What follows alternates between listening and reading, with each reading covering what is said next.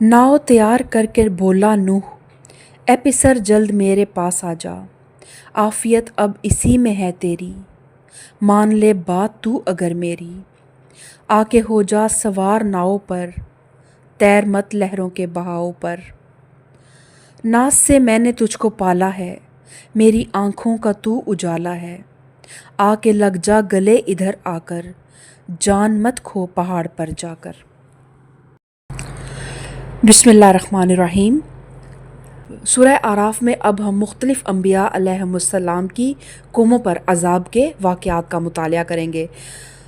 तो उन्हीं में से आज हज़रत नूह अलैहिस्सलाम की कौम पे अज़ाब किस तरह आया, उसको एक हम तफसीलन उसका जायज़ा लेंगे। तो हज़रत नूह अलैहिस्सलाम की कौम 5 किस्म के बुतों की पूजा करती थी।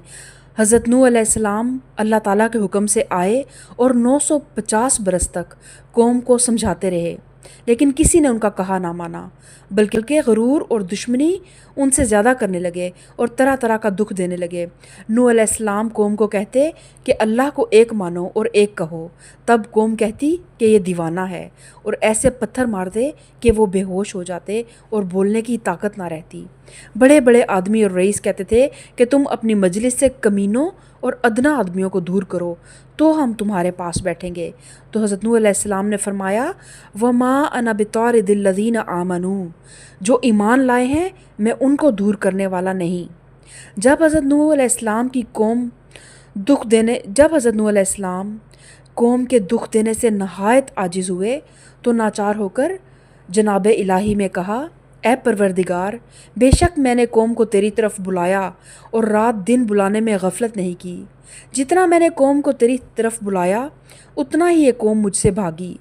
उन्होंने अपने कानों में उंगलियां डालीं और मेरी बात ना सुनी, बल्कि उन्होंने कपड़ों से अपने मुंह ढांके कि मेरी सूरत ना देखें। फिर हज़रत नूह अलैहिस्सलाम ने कहा, ये कौम जालिम है, इनको ऐश और आराम मत दे। हज़रत नूह ने जनाब इलाही में ये मनाजात की, ए परवरदिगार, ज़मीन पर काफरों में से किसी को ज़िंदा मत छोड़, यानी तमाम काफरों को हलाक कर। बेशक अगर तू इनको ज़िंदा छोड़ेगा तो ये तेरे बंदों को सीधी दीन की राह से बहका देंगे और इनसे गुनाहगार और काफिर ही पैदा होंगे। मोमिन मर्दों और औरतों को बख्श दे, जालिमों को रुसवा और हलाक कर दे।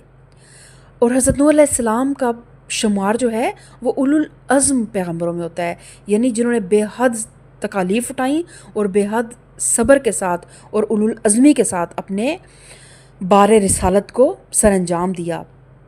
लेकिन इतने साल जब उनकी 950 बरस तक जब उनकी कोशिशें समर आवर ना हुई और सिर्फ 80 लोग ईमान लेकर आए और उनकी इज़ार आसानियाँ जो बाकी लोग थे जब हद से बढ़ी, तब उन्होंने ये दुआ मांगी।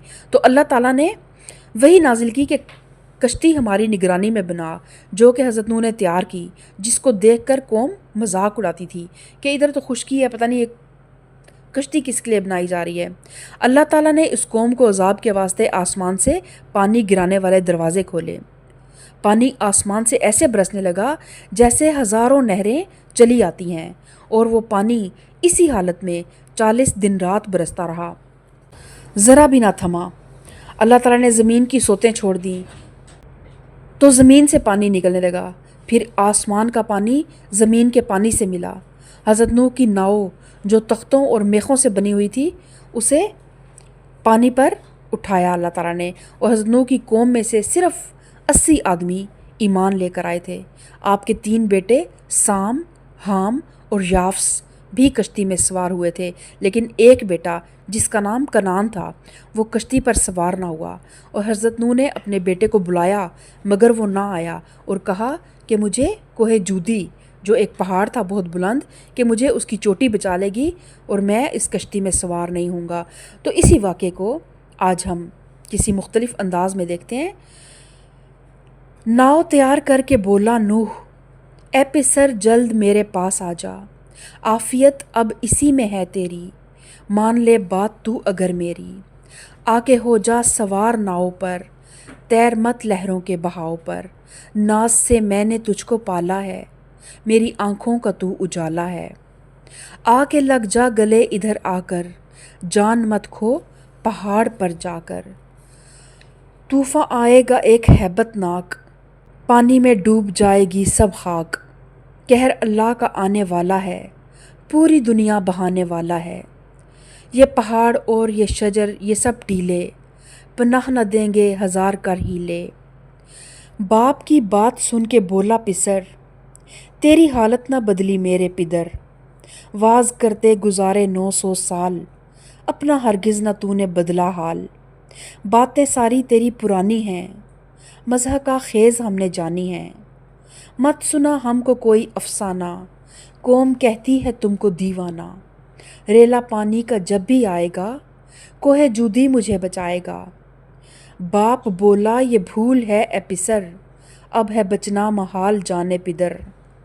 آسمان و زمین جب اگلا، ہر طرف پانی ہی پانی تھا۔ کوہ جودی کی اونچی چوٹی پر، پانی اونچا تھا ایک نیزہ بھر۔ اللہ کے غضب قہر کے مارے، غرق کفار ہو گئے سارے۔ حضرت نوح کی بیوی اور بیٹا بن گئے ایک لقمہ طوفان کا۔ تو یہ انجام ہوا اس سرکش قوم کا۔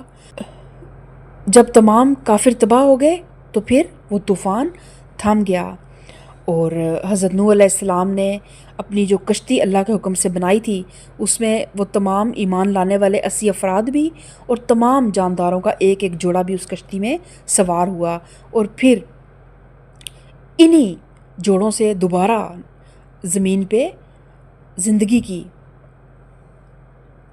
کا آغاز ہوا۔ تو اسی لیے حضرت نوح علیہ السلام کو آدم ثانی بھی کہا جاتا ہے۔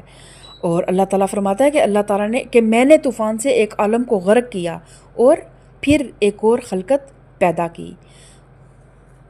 اللہ تعالیٰ ہم سب کو ان قوموں کے قصوں سے عبرت حاصل کرنے کی توفیق عطا فرمائے۔ ہم محض انہیں پرانے لوگوں کی کہانیاں نہ سمجھیں، بلکہ دیکھیں کہ ان قوموں میں وہ کون سی برائیاں تھیں جس کی وجہ سے وہ اللہ کے عذاب کا شکار ہوئے۔